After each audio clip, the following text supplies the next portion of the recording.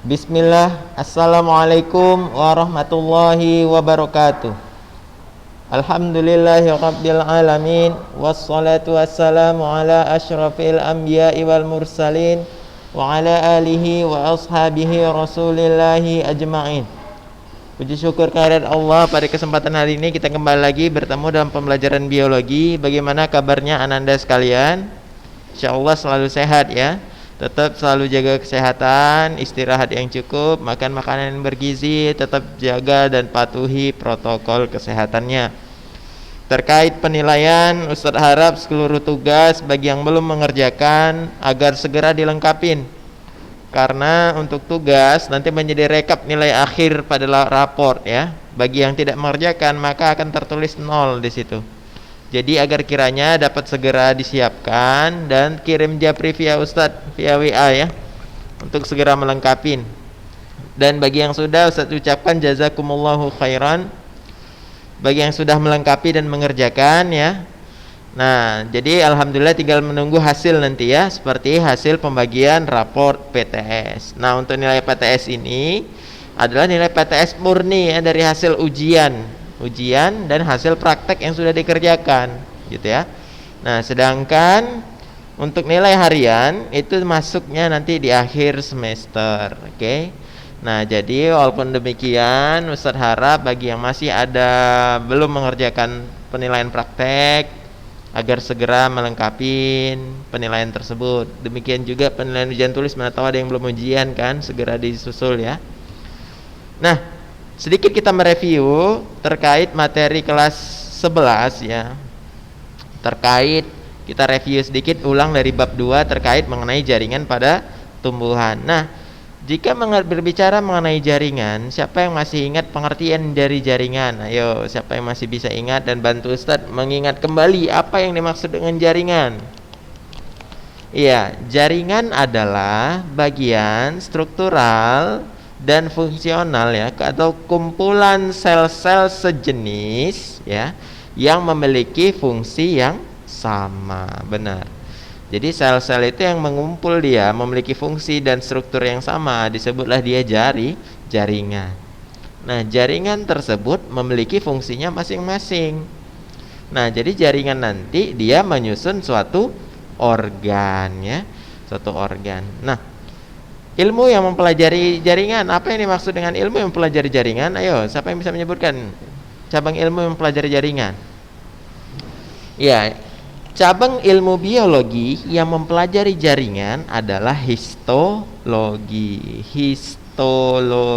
Nah, histo itu artinya jaringan, logi itu dari kata logos, ilmu pengetahuan. Jadi terkait pembelajaran jaringan ini kita bahas sedikit, kita review kembali terkait jaringan pada tumbuhan. Nah, kita bicara mengenai struktur dan fungsi pada jaringan pada tumbuhan. Nah, yang pertama, macam-macam jaringan pada tumbuhan. Nanti kita bahas macam-macam jaringan pada tumbuhan ya. Nah, macam-macam jaringan pada tumbuhan terbagi menjadi 2, jaringan dewasa ya, jaringan permanen ya, dan jaringan meristem. Jaringan Ustadz ulangi sedikit. Jaringan meristem dan jaringan dewasa. Nah, kalau jaringan meristem adalah jaringan yang aktif membelah. Good. Nah, kemudian ada nanti jaringan yang namanya jaringan dewasa atau jaringan permanen. Nah, permanen itu muncul ketika sudah dewasa. Jadi waktu tahap pertumbuhan yang bekerja pada jaringan tumbuhan adalah jaringan meristem. Meristem terbagi menjadi 2. Meristem apa itu? Primer dan sekunder. Good ya. Nah, jadi pada gambar coba kalian perhatikan, ini ada tunas apikal terdiri atas meristem apikal, ya kan? Nah, jadi meristem yang terdapat di ujung akar dan ujung batang namanya meristem apikal. Karena dia letaknya di ujung akar dan ujung batang sebagai pusat pertumbuhan pada tanaman, maka meristem apikal itu aktif dalam membelah, melakukan pembelahan. Baru ada meristem lateral. Nah, meristem lateral umumnya adalah meristem yang terletak di batang atau di percabangan ya. Kalau apikal itu pertumbuhan tunas baru ya. Kalau meristem lateral itu memacu pertumbuhan cabang dia. Nah, di dalam meristem lateral khususnya terdapat yang namanya meristem sekunder, khususnya di batang tanaman dikotil lalu tanaman berkayu. Tanaman berkayu batangnya itu dapat tumbuh membesar, sedangkan tanaman monokotil seperti halnya padi, batangnya itu tidak berkayu, jadi tidak tumbuh membesar ya. Nah, apa yang membedakannya antara keduanya? Tanaman dikotil memiliki meristem sekunder yang disebut kambium, benar. Sedangkan tanaman monokotil tidak memiliki kambium. Oke, jadi meristem sekunder hanya dimiliki oleh tanaman dikotil. Fungsinya adalah menyebabkan pertumbuhan batang pada tumbuhan dikotil semakin membesar ya.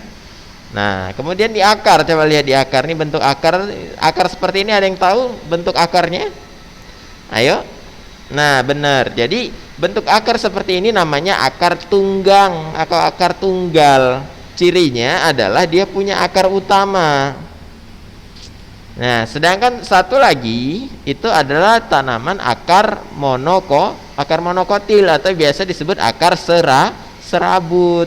Contohnya pada rumput. Siapa yang pernah perhatikan akar rumput? Ayo.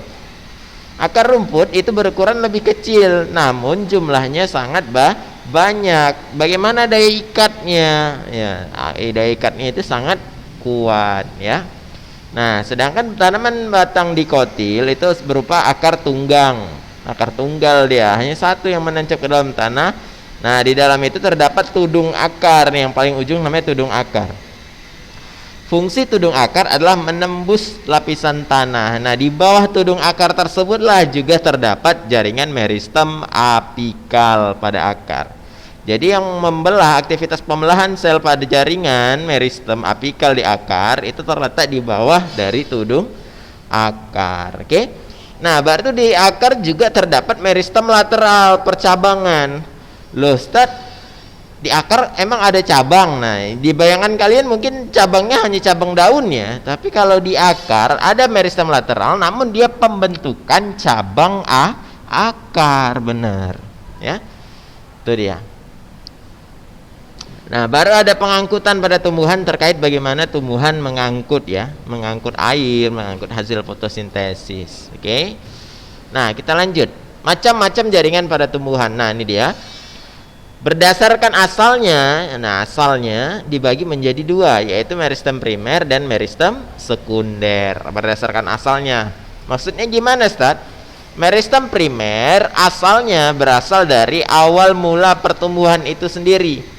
Sifat dari meristem primer adalah aktif membelah. Catat ya. Jaringan meristem dibagi menjadi dua, berdasarkan asalnya dibagi menjadi dua, yaitu meristem primer ya, fungsinya aktif melakukan pembelahan. Di mana letaknya? Oke. Meristem primer terletak di ujung akar dan ujung batang. Good.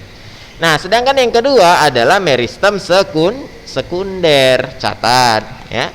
Fungsi meristem sekunder itu adalah memperbesar ukuran batang tanaman dikotil. Memperbesar ukuran batang tanaman dikotil. Jadi hanya tanaman dikotil yang memiliki meristem sekunder. Apa nama umumnya? Yaitu kambium. Ya. Nah, berikutnya, berdasarkan letaknya, jaringan meristem terbagi menjadi tiga. Meristem apikal, meristem interkalar, dan meristem lateral. Catat. Ya, berdasarkan letaknya dibagi tiga. Meristem apikal, interkalar, dan lateral. Apa fungsinya? Dan di mana letaknya gitu ya. Nah, meristem apikal letaknya di mana tadi? Di ujung akar dan ujung batang. Apa fungsinya? Yaitu aktif melakukan pembelahan dan pertumbuhan pada tanaman ya. Berikutnya ada meristem interkalar. Apa itu interkalar? Interkalar itu adalah daerah antara satu ruas ke ruas yang lain pada batang pada suatu tanaman. Nah, fungsi dari interkalar itu adalah menyebabkan pemanjangan atau arti pendewasaan dari jaringan meristem apikal sebelumnya gitu ya.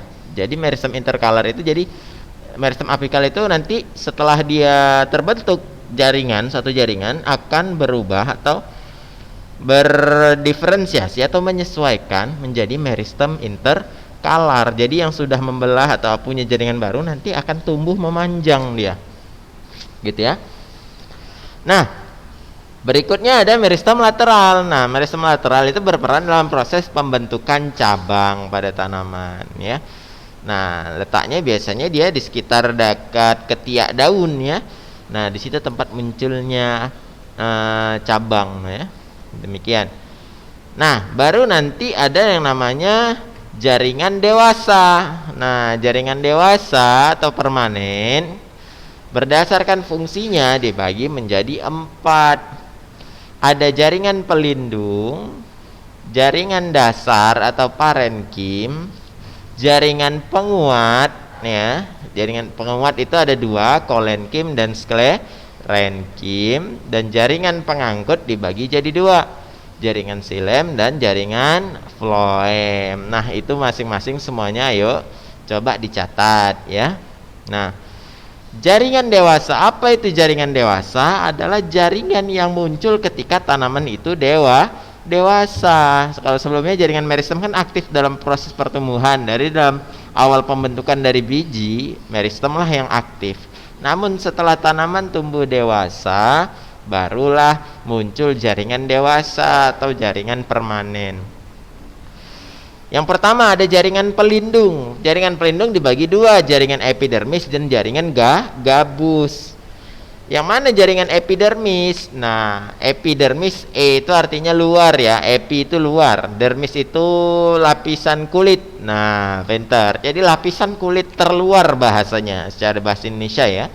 Jadi jaringan epidermis terletak di bagian terluar dari suatu jaringan yang nanti melindungi bagian dalam gitu ya dari faktor atau pengaruh luar atau pengaruh lingkungan. Contohnya apa Ustaz jaringan epidermis? Kalau antum pada tumbuhan pernah perhatikan batang bambu kan ada berbulu tuh ya. Nah, yang buat gatal tuh kan itu namanya seperti halnya alat pertahanan diri pada tanaman bambu. Nah, jadi dia punya namanya trikoma dia. Nah, bulu-bulu halus ya.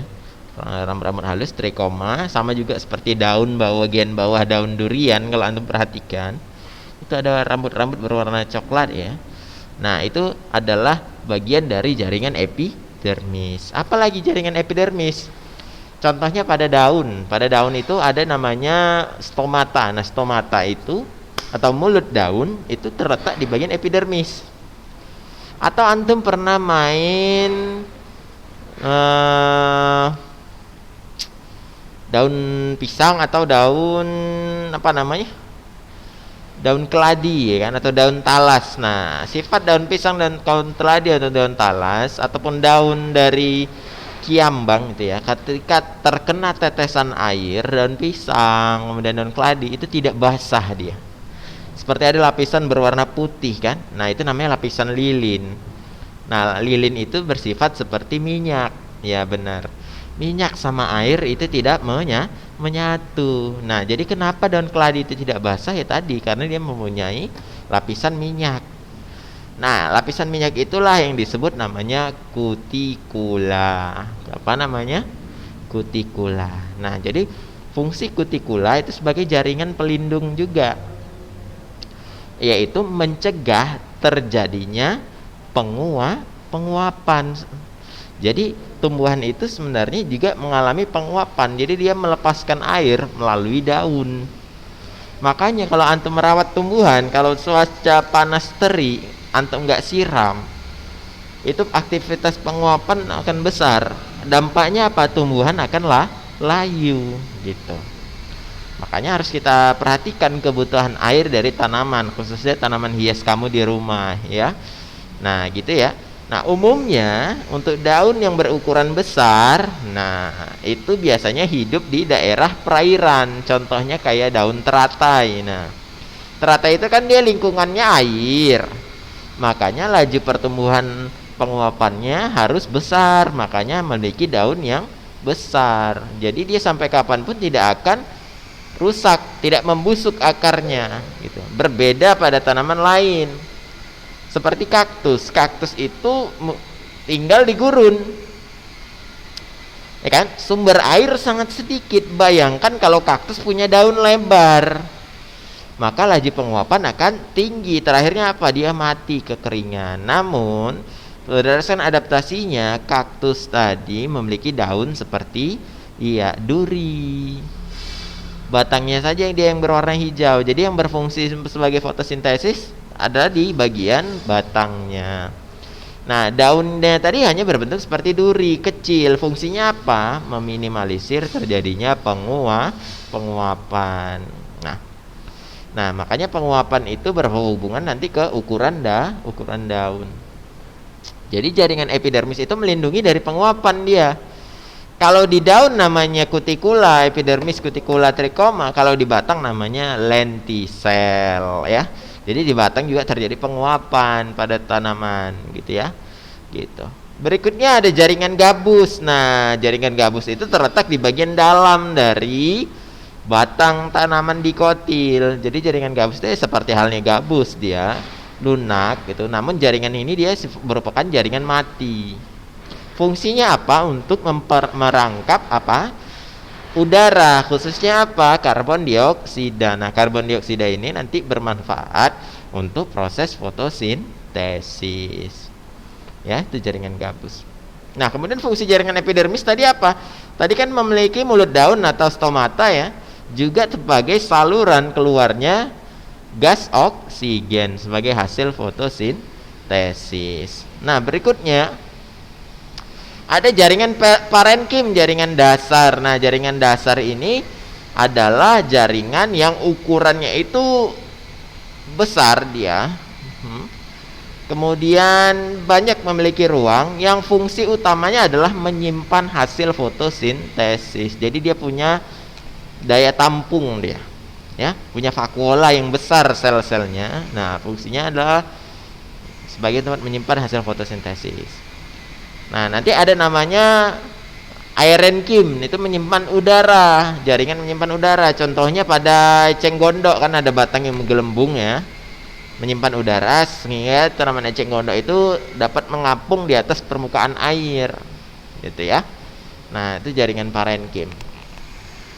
Berikutnya ada jaringan penguat. Nah, jaringan penguat dibagi menjadi dua, kolenkim dan sklerenkim. Kolenkim adalah jaringan hidup, sedangkan sklerenkim itu jaringan mati, ya.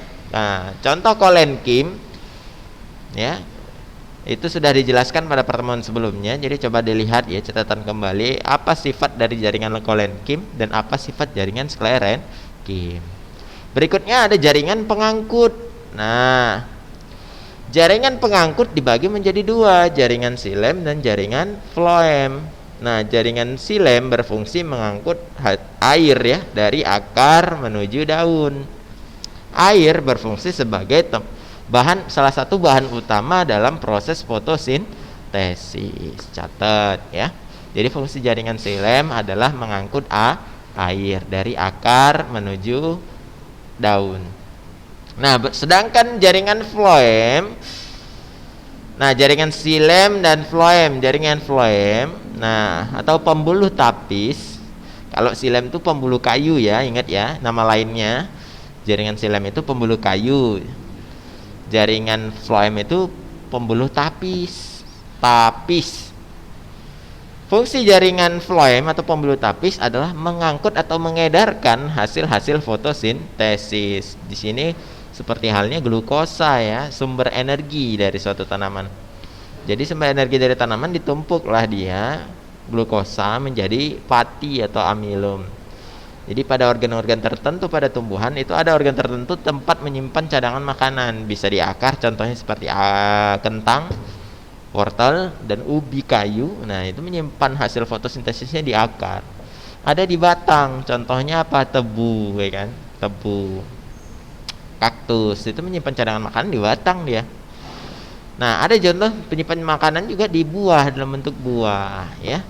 Gitu. Jadi buah itu nanti sebagai tempat penimbunan atau penyimpanan hasil fotosintesis. Makanya tentunya di daun, di batang atau semua bagian tumbuhan itu memiliki jaringan floem atau pembuluh tapis.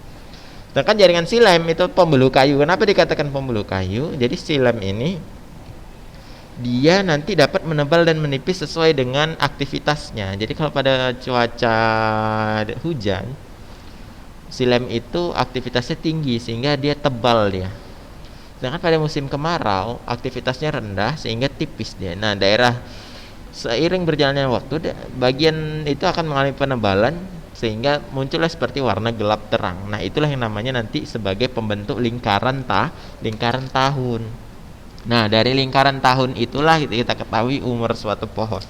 Jadi sebenarnya pada batang tumbuhan dikotil, lapisan-lapisan kayu, kalau antum lihat triplek itu ada lapisan bulat-bulat seperti itu kan, atau kayu yang bekas dipotong ada bulat-bulat gitu kan, yang bentuknya rapi, itu sebenarnya adalah jaringan silem, ya. Jadi yang membentuk kayu itu sendiri sebenarnya jaringan silem, ya. Berikutnya, pengangkutan pada tumbuhan. Nah, pengangkutan pada tumbuhan, coba lihat, ya, dibagi menjadi dua, ekstravaskuler dan intravaskuler. Ya, pengangkutan pada tumbuhan dibagi dua, pengangkutan ekstravaskuler. Vaskuler itu artinya pembuluh. Jadi ekstravaskuler berarti di luar pembuluh. Nah, sedangkan pengangkutan intravaskuler melalui pembuluh. Itulah tadi dia melalui silem dan floem. Tapi kalau pengangkutan ekstravaskuler tidak melalui silem dan floem, dibagi menjadi transportasi simplas dan transportasi apoplas. Coba lihat gambar. Yang berbelok itu apoplas nih dia. Apoplas itu transportasi melewati apa? Lihat ini lapisan epidermis. Ini dia, ya, dinding sel. Ini dia, transportasi melalui dinding sel. Sedangkan simplas, coba lihat, itu melalui namanya sela di dalam dinding sel dia, ya, itu dia, ya. Jadi kalau apoplas melalui dinding sel dia transportasinya, sedangkan kalau simplas tidak, dia hanya pertukaran cairan antar sel satu dengan sel yang lain. Sedangkan intravaskuler ini dia, silem akar mengangkutnya menuju ke silem batang. Silem batang mengangkutnya menuju tangkai daun. Nah, silem tangkai daun nanti menuju ke silem tulang daun sampai akhirnya ke mesofil atau jaringan daging daun sebagai tempat fotosintesis. Nah, jadi itu urutan intravaskuler. Jadi kalau dibilang intravaskuler pasti melibatkan jaringan pengangkut. Kalau air dia pasti melibatkan silem. Nah, sedangkan kalau ekstravaskuler tidak memiliki hubungan dengan jaringan pengangkut. Berikutnya, nah, kita masuk ke organ pada tumbuhan. Nah, seperti halnya manusia dan hewan gitu ya. Tumbuhan juga punya organ. Ada akar namanya radix ya, radix itu artinya akar, ada batang namanya caulis, ada daun namanya folium, ada bunga namanya phlos ya, bunga itu organnya, buah dan biji. Nah, ya, jadi organ pada tumbuhan itu dari akar, batang, daun, bunga, buah dan biji. Akar, batang dan daun muncul dari awal perkecambahan ya. Itu sudah ada di awal perkecambahan.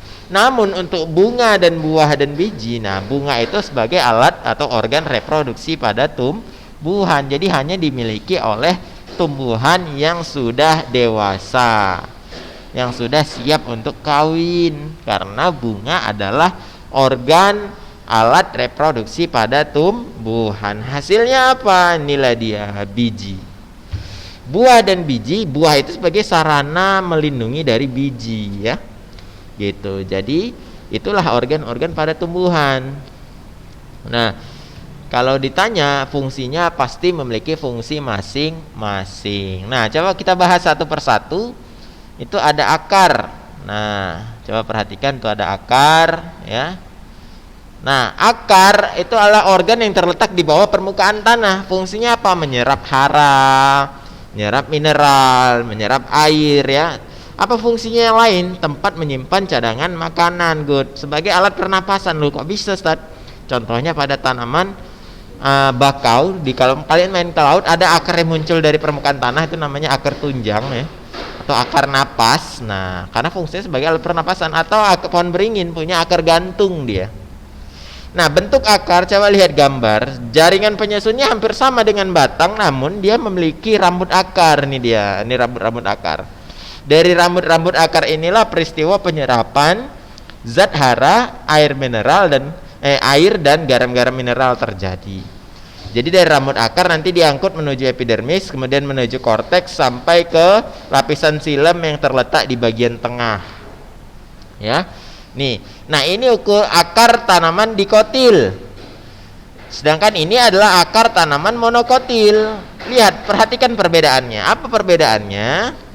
Coba perhatikan. Susunannya lebih rapi dari dikotil ketimbang monokotil. Untuk bagian-bagiannya gimana? Nah, ini perhatikan gambarnya, ya. Nah, jadi biasanya dalam soal itu letak-letak ini harus kalian hafal nih. Paling luar namanya epidermis, dagingnya namanya korteks. Nah, lapisan bulat di dalam itu namanya endodermis. Baru di dalam endodermis terdapat perisikel. Baru ada xilem, ada floem. Yang tengah-tengah itulah namanya empulur. Coba perhatikan, kalau dikotil empulurnya ada enggak? Enggak ada, ya. Nah, sedangkan kalau monokotil dia ada empulur dia. Ada lapisan kosong di bagian tengah itu. Ya, itu empulur. Nah, mungkin itu untuk akar. Berikutnya ada batang. Nah, batang terletak di atas tanah. Fungsinya apa? Menopang tumbuh-tumbuhan dan sebagai tempat melekatnya daun. Jadi penopang tumbuhan itu batang. Kemudian tempat melekatnya daun itu di batang. Baru dia sebagai jalur pengangkutan menuju daun. Jadi kalau air mau masuk dari akar pasti melewati batang dahulu baru menuju daun. Dan batang juga sebagai tempat menyimpan cadangan makanan, ya. Nah, pada gambar coba perhatikan, untuk bagian-bagiannya hampir sama dengan akar, cuma beda dia struktur fungsinya. Coba perhatikan, kalau akar dia pusatnya di bagian tengah, sedangkan kalau batang, nah pusatnya besar dia. Nah, yang ini dikotil, yang ini monokotil. Yang ini berkayu, ini tidak berkayu. Lihat, susunannya hampir sama, epidermis bagian luar, korteks, endodermis, ya. Nah, susunannya lihat nih, rapi kan. Nah, bagian dalam yang hitam ini namanya xilem, sedangkan yang di luar ini yang putih namanya floem. Jadi xilem itu tumbuh ke dalam, sedangkan floem itu semakin tumbuh keluar. Dia rapi dia kalau dikotil itu. Sedangkan kalau monokotil, lihat, epidermis luar, floem dan xilem tersebar, berkas mengangkutnya tersebar dia. Nggak ada susunannya serapi dikotil. Makanya monokotil disebutlah sistem tersebar. Sedangkan kalau yang ini dia sistem apa namanya, ya? Lupa Ustadz. Pokoknya intinya adalah dikotil itu tersusun seperti ini. Sedangkan kalau monokotil dia tersebar, ya. Berkas mengangkutnya tersebar. Oke, terakhir untuk punya batang itu organ pada tumbuhan. Sebelum kita masuk nanti bunga, itu adalah daun. Nah, ini di daun. Daun itu adalah organ pada tumbuhan yang berfungsi sebagai tempat fotosintesis. Nah, dalam fotosintesis memerlukan yang namanya klorofil. Nah, jadi di daunlah klorofil banyak terdapat. Nah, ini gambar ini adalah lapisan penampang dari daun dikotil, sedangkan ini daun monokotil. Hampir sama, ya, nggak jauh beda kalau daunnya. Nah, ini bagian daging daun namanya. Ini bagian epidermis daun. Jadi lapisan atas, ini lapisan bawah. Lapisan atas ini epidermis atas, ini lapisan bawah epidermis bawah. Jadi yang biasa kita pegang pada daun, helaian daun itu sebenarnya adalah epidermisnya. Di dalam epidermisnya tadi terdapatlah ini dia stomata, ya. Stomata. Berarti yang bagian tengah ini namanya mesofil. Nah, atau daging daun, catat ya. mesofil atau daging daun. Daging daun ini memiliki terbagi dua bagian. Jaringan tiang atau parenkim palisade dan parenkim spons atau jaringan bunga karang ya. Mesofil terbagi dua, catat. Parenkim jaringan palisade atau jaringan tiang, sedangkan yang bawahnya lagi yang kedua adalah jaringan bunga karang atau spons. Fungsinya apa? Mesofil ini tempat fotosintesis. Nah, palisade ini banyak terdapat memiliki klorofil, makanya tempat terjadi fotosintesis utama itu jaringan palisade, walaupun di jaringan bunga karang juga terdapat klorofil, namun jumlahnya lebih sedikit. Fungsi utamanya jaringan bunga karang adalah memerangkap gas karbon dioksida sebagai bahan utama proses pembuatan fotosintesis. Nah, hasil dari fotosintesis adalah glukosa dan oksigen. Oksigen nanti dikeluarkan kembali melalui stomata, sedangkan kalau glukosa nanti diangkut melalui ini dia pembuluh angkut. Berkas pengangkut itu terbagi, yang atas xilem, yang bawah floem. Nah, ini dia. Mungkin untuk hari ini cukup sekian ya. Terkait kita bahas itu review sedikit ya terkait jaringan pada tumbuhan ya. Nah, jadi jaringan pada tumbuhan kita review sedikit. Jaringan adalah apa itu jaringan? Ya, kumpulan sel-sel sejenis dan memiliki fungsi yang sama. Ilmu yang pelajari tentang jaringan disebut histologi. Good. Jaringan berdasarkan sifatnya dibagi menjadi dua, meristem dan jaringan permanen atau jaringan dewasa. Jaringan meristem berdasarkan asalnya dibagi menjadi dua, meristem primer dan meristem sekunder. Berdasarkan letaknya, jaringan meristem terbagi menjadi tiga, apikal, interkalar, dan lateral. Good. Nah, berikutnya jaringan dewasa terbagi menjadi berapa? Jaringan epidermis, pelindung. Jaringan epidermis kan? Jaringan pelindung, kolenkim, sklerenkim. Kemudian jaringan pengangkut, xilem dan floem. Dan jaringan dewasa atau jaringan parenkim ya. Nah, itu dia.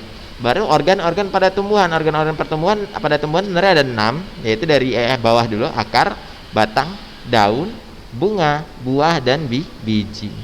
Yang kita bahas baru 3, yaitu apa aja? Akar, batang, dan daun. Mungkin itu aja ya untuk review sedikit terkait jaringan pada tumbuhan. Untuk selanjutnya akan kita lanjut review kembali lanjutan dari organ pada tumbuhan, yaitu bunga dan buah dan biji ya. Ya, kalau bisa sih nanti sampai jaringan pada hewan. Mungkin itu aja. Jika ada pertanyaan silahkan ajukan via WhatsApp ya, pesan WA. Nah, jadi untuk hari ini tidak ada tugas, kita fokus kepada antum semua menyiapkan tugas-tugas yang lalu yang belum mengumpulkan tuh segera disiapkan, segera dikumpulkan. Demikian juga hasil pengerjaannya dari praktek juga harus lengkap ya. Ulangan harus sudah selesai semua ya, agar segera dilengkapi. Mungkin itu aja. Semoga selalu sehat. Ustaz minta maaf apabila ada kekurangan. Jika ada pertanyaan silahkan ajukan pertanyaan lewat WA. Nanti insya Allah akan Japri untuk menjawab ya. Kita tutup dengan kifaratul majelis. Subhanakallahumma wa bihamdika asyhadu an la ilaha illa anta astaghfiruka wa atubu ilaik. Assalamualaikum warahmatullahi wabarakatuh.